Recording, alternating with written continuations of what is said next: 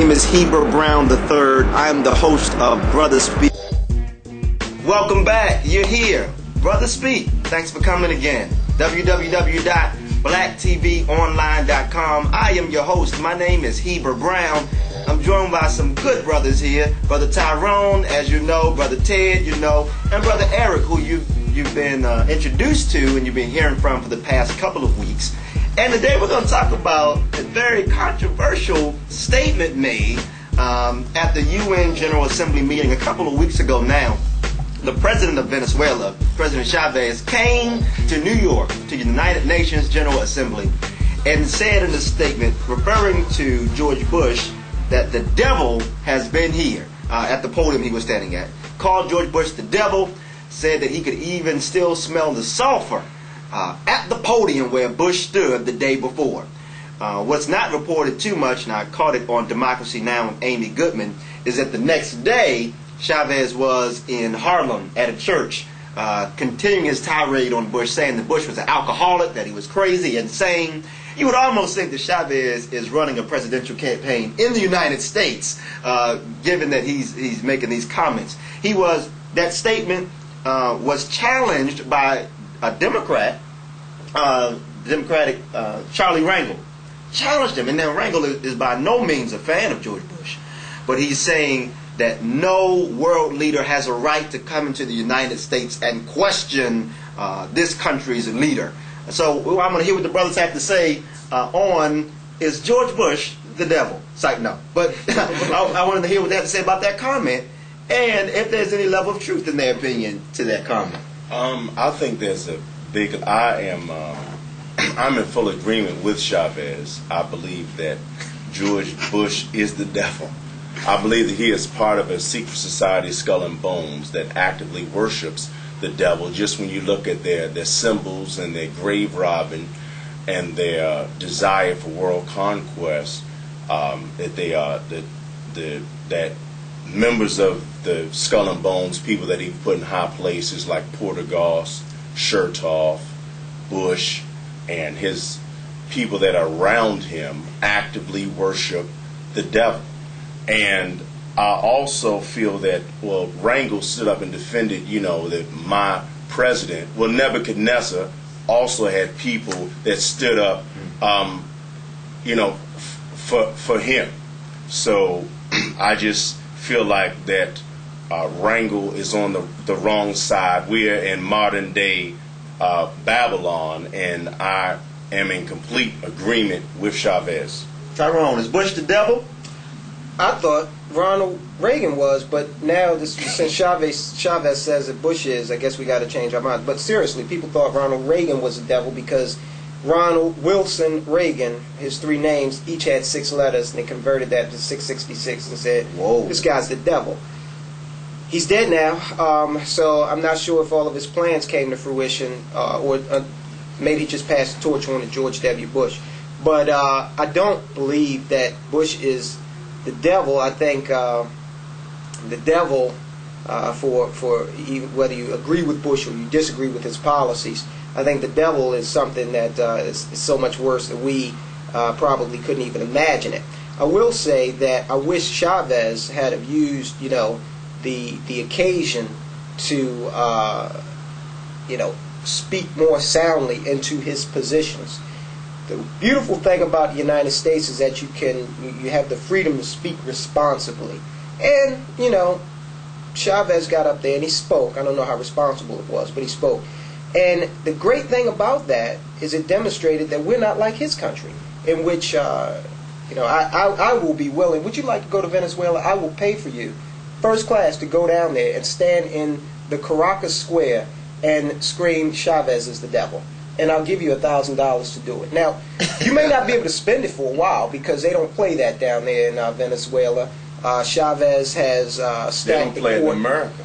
You could say it in the free speech zone. Right. You could say it would just be in the free speech zone. Now, if you say it in front of him within a certain amount of distance, they blocking you up and taking you to jail.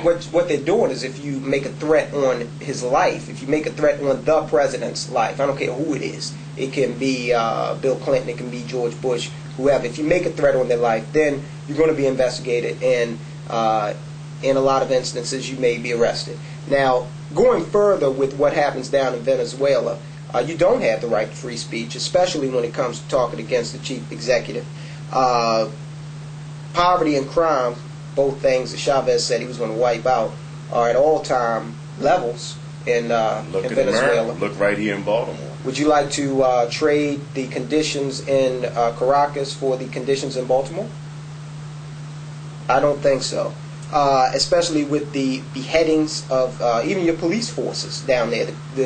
I know the Baltimore City police force is right up there on the top 10 of the world's most corrupt police forces. Oh, definitely. I mean, they're stealing, committing arson, rape. They're doing out selling drugs, mentioning the Stop Snitching video. My point is, I don't think that, and you have the right to disagree with whatever goes on here in America, but you don't have that right in Venezuela. But what the media didn't pick up, though, Tyrone, the media likes the sensational. And so they just took that soundbite out of it. I listened to his speech on the way here today. Democracy Now! Played the majority of it. And apart from that statement, sensational statement, he did give a critique of democracy. He said, what strange democracy is this that's enforced on others with bombs and guns? Hey, I right here on this show have, if you go back in the BrothaSpeak archives, I have disagreed with the fact that democracy is being imposed. If you look at every society in which democracy flourished, it did so on its own, not in a fashion that it was imposed. I don't think you can do that with democracy. Come to find out, you really couldn't do it with communism, not the brand of communism that the Soviets practiced, at least. So we are on one page with that. I don't think that democracy can be injected forcefully into a society. I don't think George Bush is the devil. I don't think. I think that the devil is much larger than George Bush. And example you brought up with Ronald Reagan. If Reagan was the devil, then the devil died. No. I don't think that's it. I think there's a devil making machine, or maybe George Bush is a demon, an imp. I think Hugo Chavez should win the Nobel Peace Prize for his comments. Okay. And he might. He just might. I mean, in a lot of churches, they always say that the devil's here, to steal, kill, and destroy. Who's done that more than Bush? I mean, Pol Pot, Adolf Hitler. No, alive today. Alive today. Alive today. Alive today. Who's killed more? The Bushes funded Adolf Hitler. Well, George Bush's grandfather, and he's like he's talking about earlier, Skull and Bones. I mean, he's a part of something. Yeah, I know. And Bush was behind the spinach spoilage crisis. I mean, everything. I don't know what the world is going to do come 2008 when this guy leaves office. They're going to put another demon or another devil. Yeah, I think it's bigger than the guy. The guy is evil. I ain't going to argue that. I think you got to when you said the devil making machine. Yeah, He's part of a devil making machine. Yeah. So, when you look at and talk about democracy, just got to be honest. We don't live in a democracy. I mean, we don't. We live in a republic. It's not even a republic. Nah. We don't live in a democracy. You're right. No, I think it's. But I mean, you got Republican name only. Right. So what do we live in? A corrupt society. Okay, us and every other. This as. He said a corrupt society. So then we're right along with the other 6 billion people on planet Earth. What society is not corrupt? Name one. And I'll give you this. Go back in history. Don't even just do it on what exists today. Give me one society that was not corrupt. One. Since there are so many. I mean, you had the Hebrews during the time. You're talking about the Hebrews not being corrupt. Jubilee during that time. I'm talking about when. I mean, that's kind of biblical. Well, no, it's back in the day, but the Hebrews. I think if you were able to resurrect Moses or to see him later on today, he would tell you that when he went up on Mount Ararat, when he came back down, all he saw was corruption. But it was different, though. First, they let's listen. No. But I'm saying their whole constitution, unlike ours, was instituted to uproot corruption. They had everybody equal access to property. Not here in America. Okay, This and- America is geared for 1% that has a far larger percentage of the wealth than the bottom 90%. Not in ancient Israel that had a jubilee system, and yeah, Moses came down from the mountain, but all of those people that were corrupt, God rooted them out, and they all died. Joshua and Caleb were the only two that were above the age of 20 that entered the promised land. So there was also some type of institution to root out all of this corruption. But you do agree that at one point the Hebrews were in a corrupt society. Yes, but I'm saying, but their constitution and we are so wedded to just capitalism and the inequality of wealth, and that was not something that was part of the Hebrew system.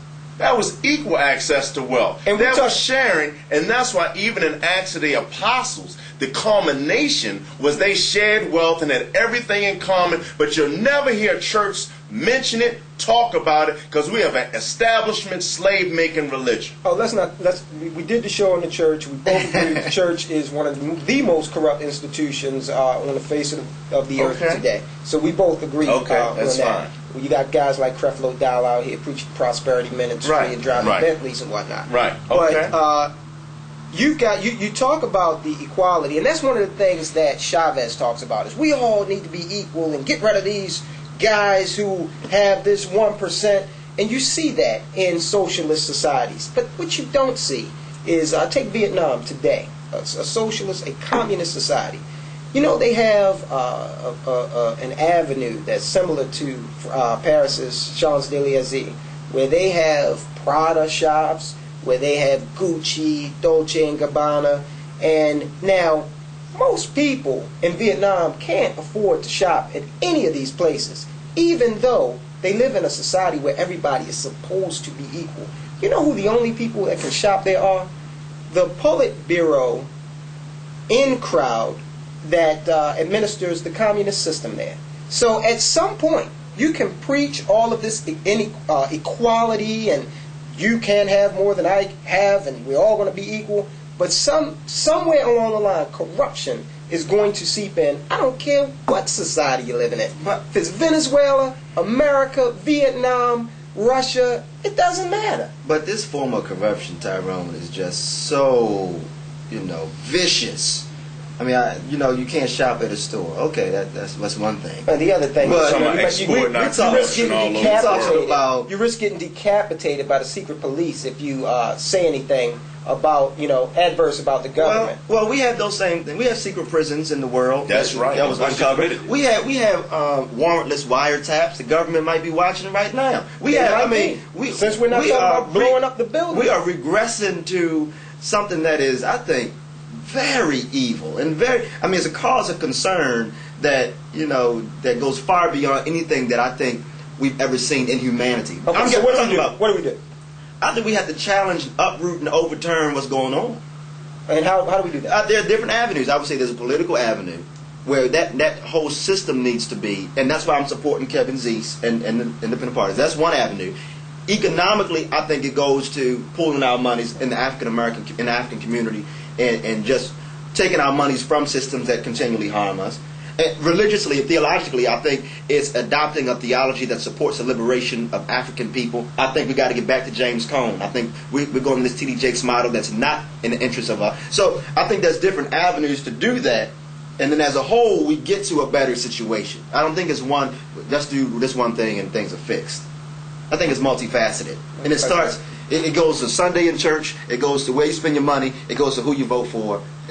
We just got to do something different. This has been BrothaSpeak. Thank you so much for watching and listening. I pray, and I really want to encourage people, do your homework on what's going on in the world. We get excited about comments like Bush is the devil. But do some research as to why someone would say something like that. And what was the magazine that you said earlier? Foreign Affairs. Foreign Affairs. Pick it up, even if you don't understand every word. Start reading a page to get an understanding, because I think sometimes we get this tunnel vision and we don't do research into what's going on in the world. We live in a global society.